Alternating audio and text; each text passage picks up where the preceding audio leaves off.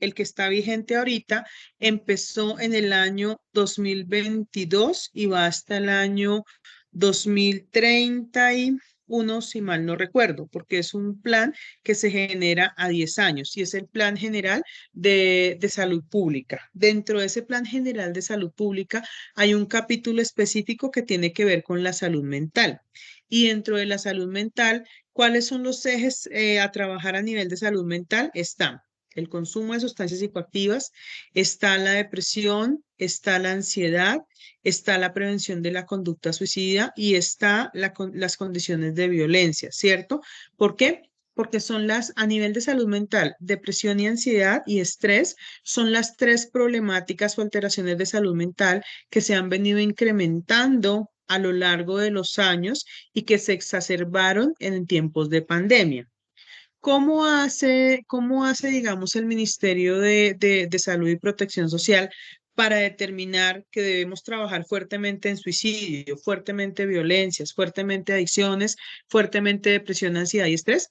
De los reportes que nosotros mismos hacemos. Es decir, te voy a colocar un ejemplo.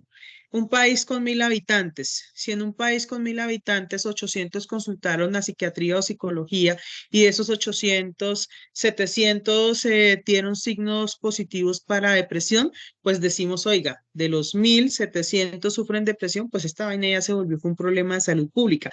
Aquí hay que tener una línea, una ruta de atención. Por eso hoy en día los profesionales de la salud mental somos tan importantes, ¿sí? En ningún tiempo antes se había visto la importancia o la relevancia de nuestra labor como psicólogos clínicos como lo es ahora, ¿sí? Porque si la pandemia algo nos enseñó es que efectivamente, y lo están diciendo, o sea, hoy en día se está manejando eso, hay una condición fuerte de alteración de salud mental y debemos responder a esas necesidades que se han venido incrementando. Entonces, efectivamente, cada vez que nosotros hacemos un reporte, ese reporte llega a las diferentes instituciones para las diferentes bases de datos. Nosotros desde el consultorio clínico hacemos un reporte que son los RIPS. Esos RIPS es donde nosotros colocamos impresión diagnóstica o diagnóstico confirmado y repetido. Entonces, si mi diagnóstico confirmado y repetido fue depresión, ese reporte que yo hago ahí en mi sistema Panacea, que es el que utilizamos nosotros, se va para la Secretaría de Salud. Y Secretaría de Salud lo que hace es consolidar los reportes que hacen todos los profesionales de la salud mental, ¿cierto? Que tienen el servicio habilitado, que estamos en la obligación de hacer esos reportes. Pero adicional a ello, ¿cierto? Desde el seguimiento epidemiológico que se hace, hay unos componentes especiales o de especial manejo. Conducta suicida, violencias al interior de la familia, violencia, maltrato infantil y violencias sexuales, consumo de sustancias psicoactivas y se me escapa uno, cuál no, ahí están los tres, ¿cierto? Entonces, aparte de eso, se hace un seguimiento especial a estas condiciones que se pueden presentar en las personas de una nación, de nuestro territorio, ¿cierto? Y a eso se le da un manejo especial. ¿De dónde sale el manejo especial? De estos mismos reportes. No sé si eso de pronto clarifica tu pregunta, Brigitte. Sí, profe, muchas gracias. ¿Listo? Bien. ¿Qué otra pregunta tenemos? Revisemos, por favor. Estamos revisando lo que estoy enviando.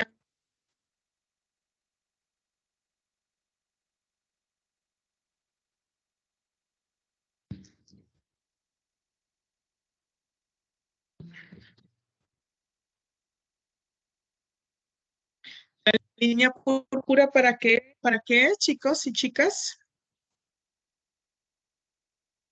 ¿Cuál es el énfasis de atención de la línea púrpura? Para los casos de violencia en la mujer. Ujú.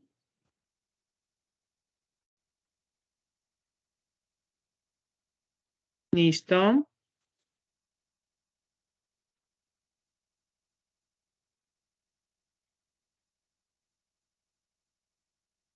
Listo. Bien. Por favor, revisemos contando. ¿Qué más encontramos ahí? ¿Qué les puedo decir yo para su práctica? Que, bueno, es que como yo amo la clínica, entonces a uno cuando ama algo todo lo ve bonito y lo ve sencillo. Pero ¿qué les puedo decir? Que ustedes van a empezar un proceso bien lindo en el que van a tener la oportunidad de poder asistir o acompañar alguna persona que va a tener alguna característica emocional, conductual, cognitiva, que requiere de la atención, ¿sí?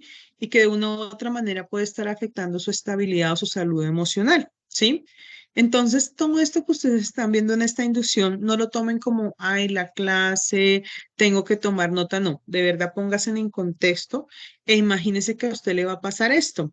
¿Cómo usted lo manejaría? Ustedes acá teóricamente están recibiendo todos los insumos y ya cuando ustedes empiecen a hacer sus ejercicios de observación, cuando ustedes empiecen a hacer la atención de sus pacientes, ustedes se van a dar cuenta que esto es real, que es muy bonito, pero que también implica una responsabilidad muy alta, que solos no van a estar porque ustedes en la práctica no van a estar solos, pero sí se les exige a ustedes que sean demasiado comprometidos, demasiado pilosos, que lean mucho, que se documenten, que se capaciten, para que no solamente se queden con lo que un asesor les puede dar en el espacio de asesoría o con lo que el docente asistencial les puede realimentar o apoyar cuando estén haciendo la atención a la consulta, no.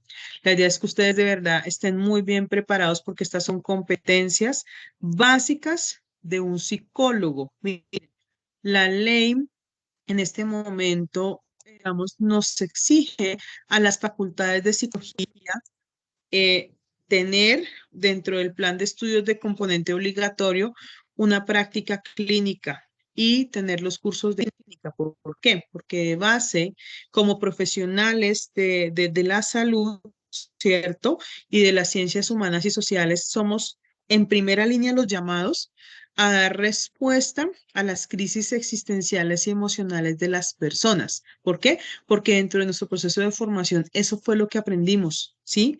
Aprendimos a manejar a las personas, aprendimos a entender a las personas, aprendimos a leer las emociones, a muchos elementos que son intangibles, ¿cierto?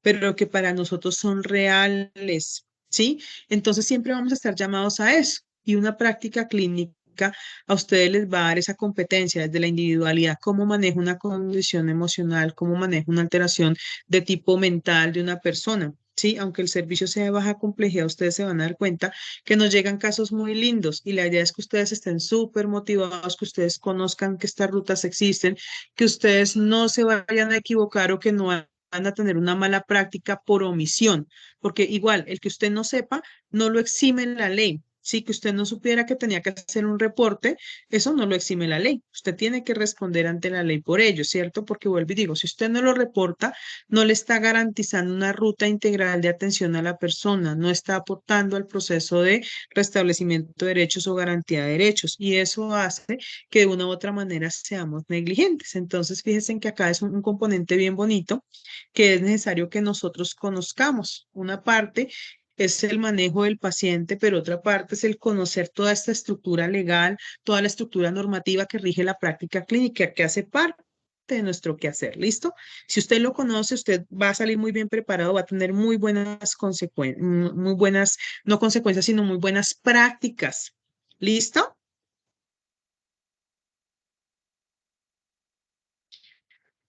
Listo. Revisamos lo que encontramos que nos haya parecido interesante.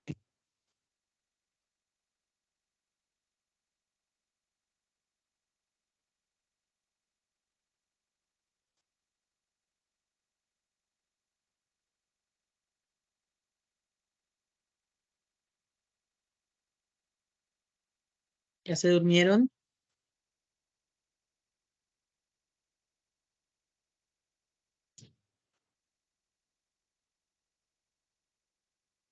Ole, ole.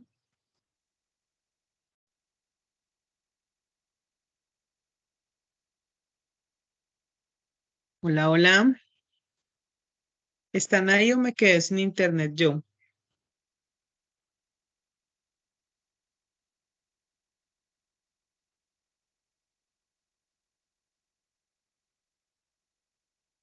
Hola. Profe, si velse lesiones de causa externa, ¿a qué hace referencia? Es el reporte que nosotros debemos hacer. Vamos a verlo acá. Ese nosotros colonizamos, ¿cierto? Los más comunes para nosotros son les acabé de mencionar, pero ya miramos eso. Espérate, lo chequeo el de acá y les muestro de acá. Es el reporte que nosotros hacemos cuando hay una condición, espérate, está, sí, entonces vamos a mirarlo, ¿listo? Estás mirando el de los subsistemas, ¿cierto? Sí, señora. Listo. Entonces, por ejemplo, una cosa son las condiciones que se dan al interior de un contexto específico y otras son lesiones que se pueden dar por condiciones externas. Por ejemplo, no sé, accidentes de tránsito, lesiones que estén asociadas. Esto lo miramos acá.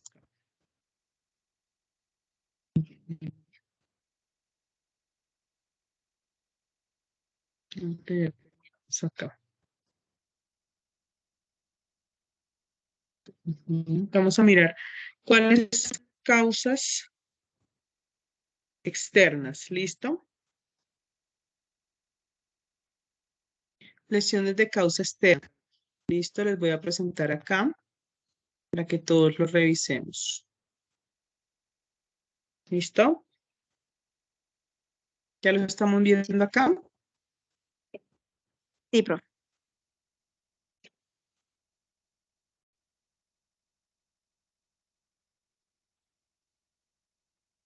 Lesiones no intencionales, ¿listo? Y las lesiones intencionales. Entonces, las lesiones no intencionales son lesiones, la lesión no es un producto buscado ya que no media la intención manifiesta de provocar daño, como por ejemplo, se pueden citar lesiones producidas por el uso de medios de transporte o actividades en el ámbito del hogar, laboral o recreativo. Y las lesiones intencionales son incidentes deliberados con intención de causar daño, lesión o muerte en el que la energía usada o el intento de su uso resulta en lesión o lesiones. Este puede ser perpetuado por otros, entonces agresiones sexuales o por uno mismo, autoinfligida, por ejemplo, intento de suicidio, suicidio si el intento culmina en fallecimiento. De esta manera, el mantenimiento de unidades primarias generadoras del dato de las unidades uniformadoras del sistema anunciado. Entonces, vamos a mirar acá. Accidentes de tránsito, lesión por accidente de consumo, ¿listo?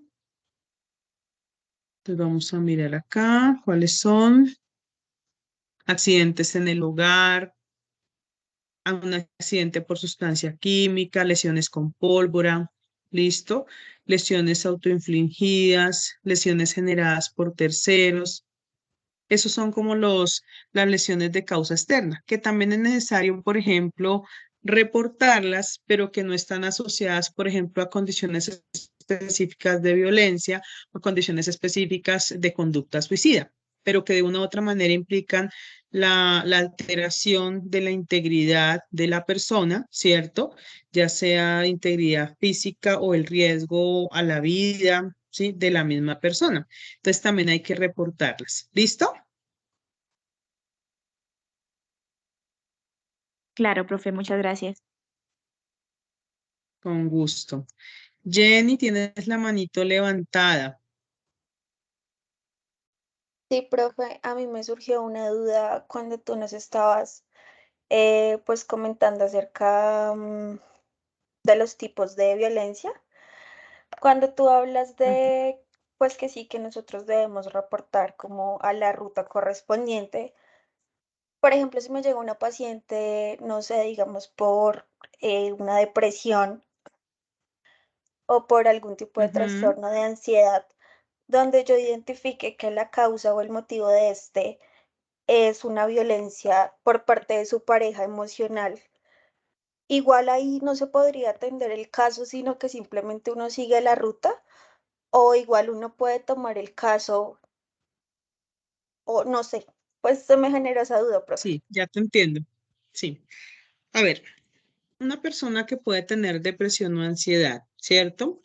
Y la depresión y la ansiedad viene a ser una consecuencia o una alteración de salud mental que es consecuencia de una condición de violencia, ¿cierto? Sea cual sea la violencia, violencia intrafamiliar, maltrato infantil o violencia sexual, ¿cierto?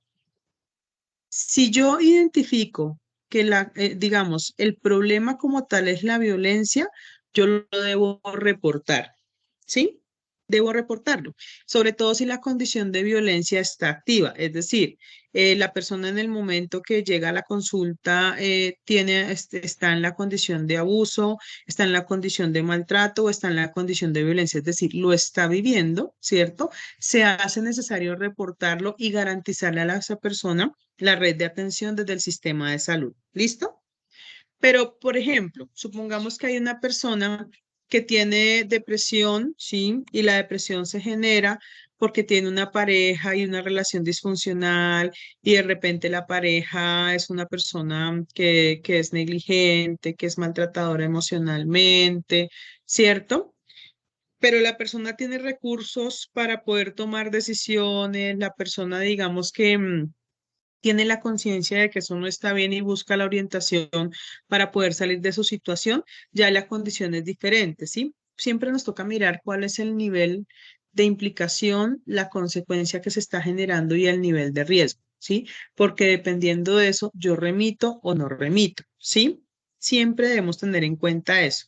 Entonces, sí puede llegar a suceder que hay personas que de repente manejan la condición de ansiedad o de depresión se está generando como una consecuencia de una condición crónica de violencia. De ser así, yo lo reporto de una, porque de base el problema sigue siendo la violencia y hay que intervenir la violencia para que me baje el signo o el síntoma. Yo puedo tener la persona en psicoterapia y le puedo manejar su depresión y su ansiedad, pero lo que sí está claro es que la persona requiere la atención integral desde la red de salud, ¿cierto? Para que pueda, digamos, activarse en las rutas, no solamente clínicas y de atención emocional que yo le brindo como psicólogo clínico, sino las rutas legales, ¿sí? Porque es que muchas veces desde la ruta legal la persona también tiene que empezar digamos, hacer el reconocimiento de que lo que está viviendo no es adecuado, ¿cierto? Y que esa persona, digamos, el gobierno, la ley como tal, la protege, ¿sí? Y eso es importante. Por eso nosotros lo que sí trabajamos desde la psicoterapia clínica es el proceso de psicoeducación. Yo debo conocer estas condiciones, debo conocer esto para poder explicar a la persona que eso existe, porque de hecho, para hacer la remisión a la persona hay que explicarle el por qué es necesario hacer la remisión, el por qué, cuáles son los beneficios que se va a tener, sí, cuáles son esos beneficios percibidos de hacer el proceso de referenciación. ¿Listo?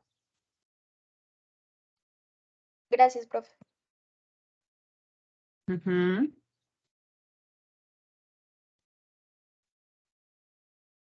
Bueno, ¿qué otra pregunta tenemos? Ujú. Brigitte dice, aquí andamos, profe. Listo. No se les olvide registrar la asistencia de este siguiente bloque que estamos trabajando a partir de las 7:30. ¿Listo?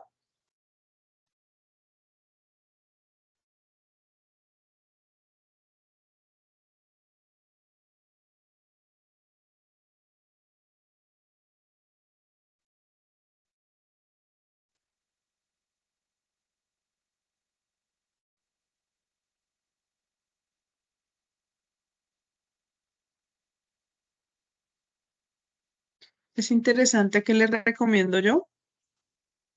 Voy a mostrarles acá, por ejemplo, en relación a la pregunta que me hacían ahorita de los datos y de las estadísticas, quiero mostrarles esto. Porfa, me confirma, estoy viendo la pantalla. Voy a mirarlo. Mire, por ejemplo, cuando se hacen los reportes, entonces acá vamos a mirar, este es un reporte de notificación de lesiones por causa externa, ¿cierto? Y están las intencionales y las no intencionales. Entonces, por ejemplo, los datos estadísticos, cuando uno lo reporta, me permiten a mí mirar localidad o región, ¿cierto?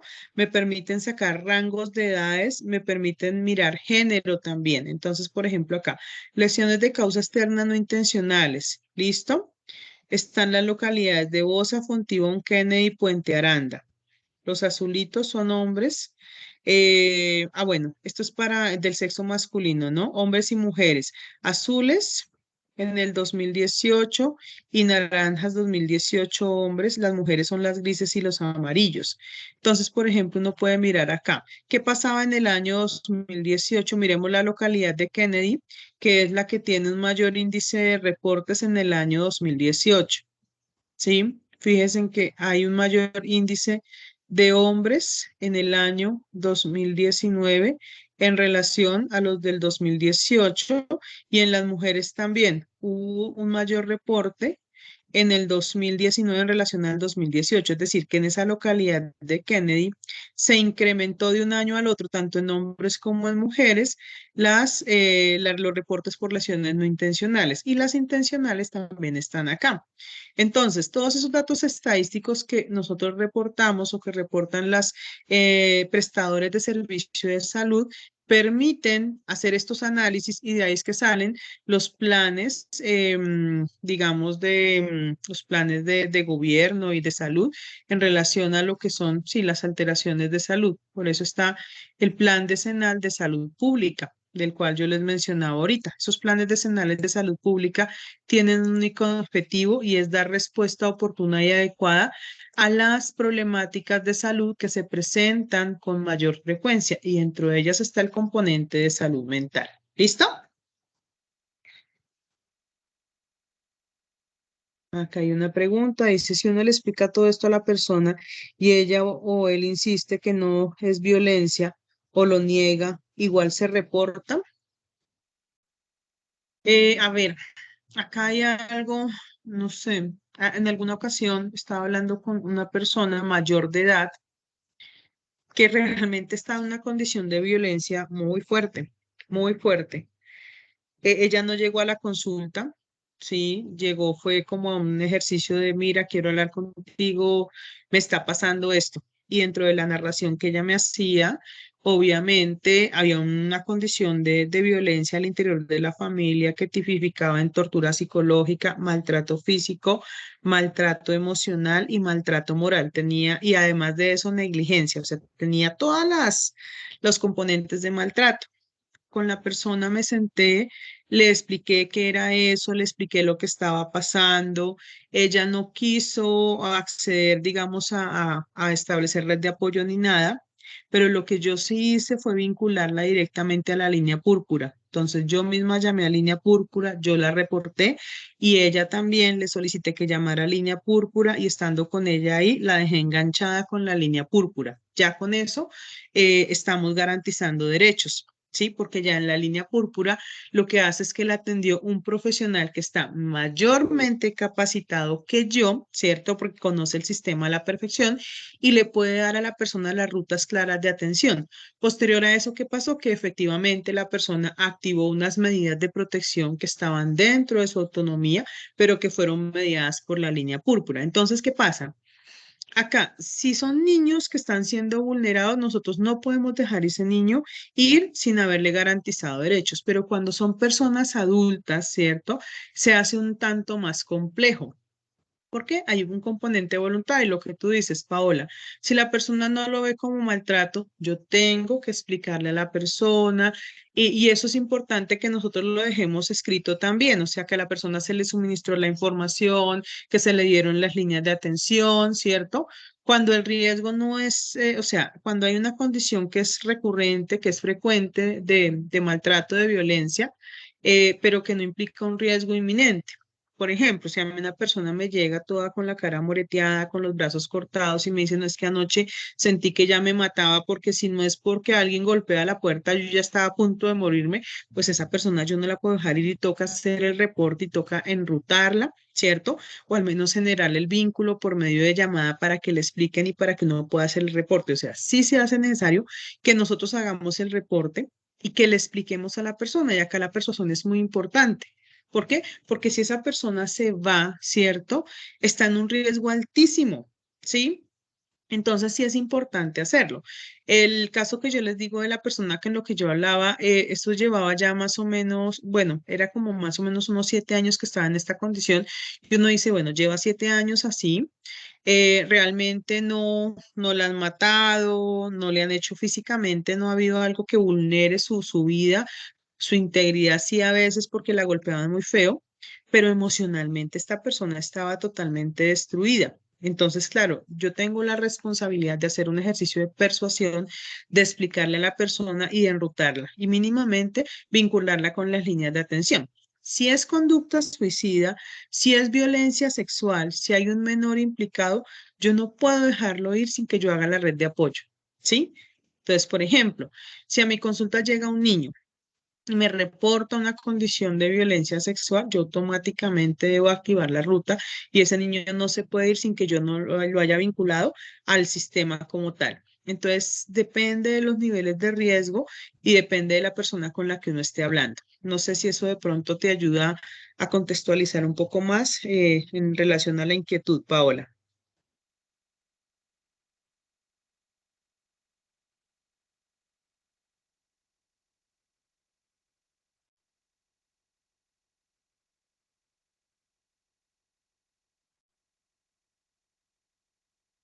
¿Estás por ahí, Paola?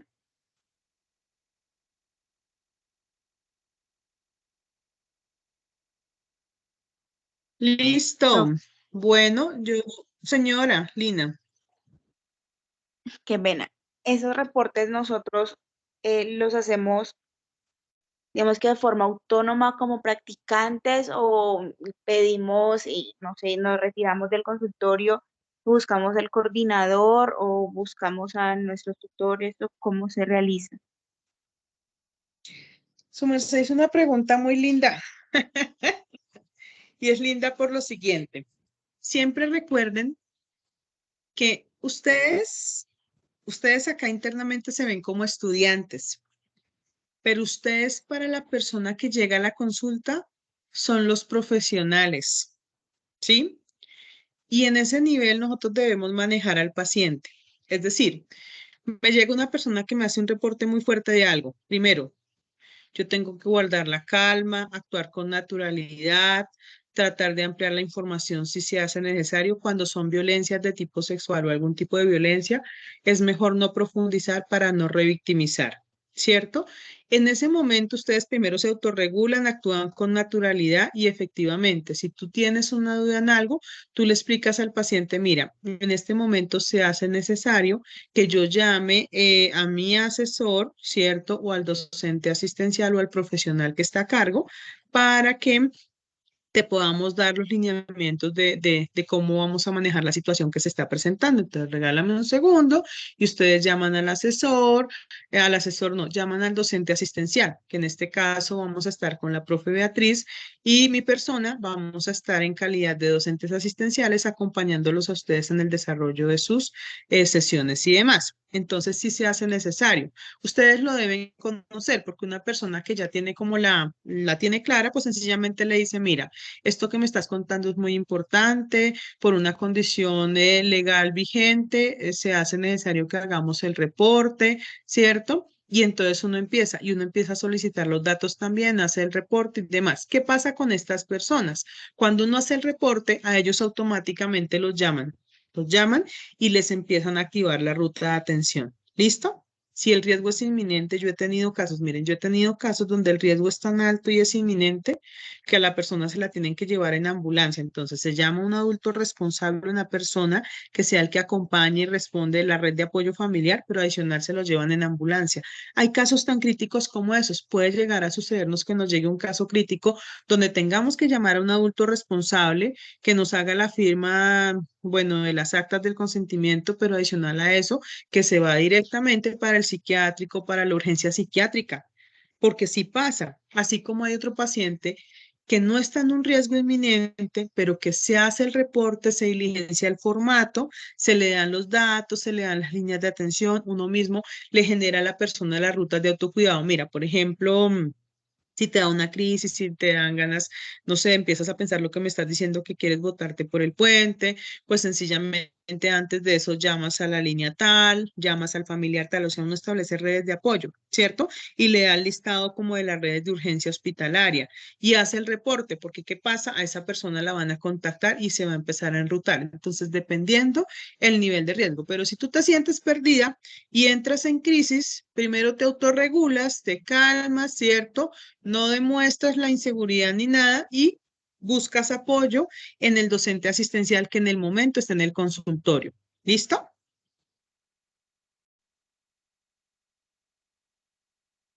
Gracias, profe. Con gusto, Lina. Bien.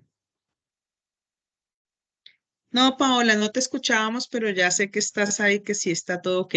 Listo, niños y niñas. Pues no sé si ahí no hay más preguntas. Muchísimas gracias por su asistencia.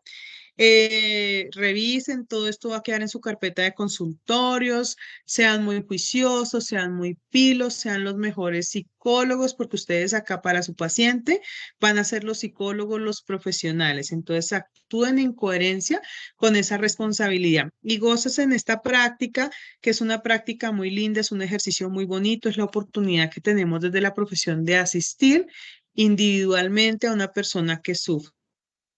Entonces, pues les deseo un éxito grandísimo en su práctica, sean muy seguros, muy tranquilos, lean mucho, estudien mucho. Todo esto que ustedes están viendo desde ayer en su semana de inducción, tomen nota, pregúntenle al profesor, sean inquietos, porque de eso va a depender su éxito y su buen desempeño. ¿Listo? Bueno, profe, muchas Gracias. gracias. Gracias, profe. Gracias, profe. Hasta luego. Entonces, una linda noche y que estén muy bien, descansen.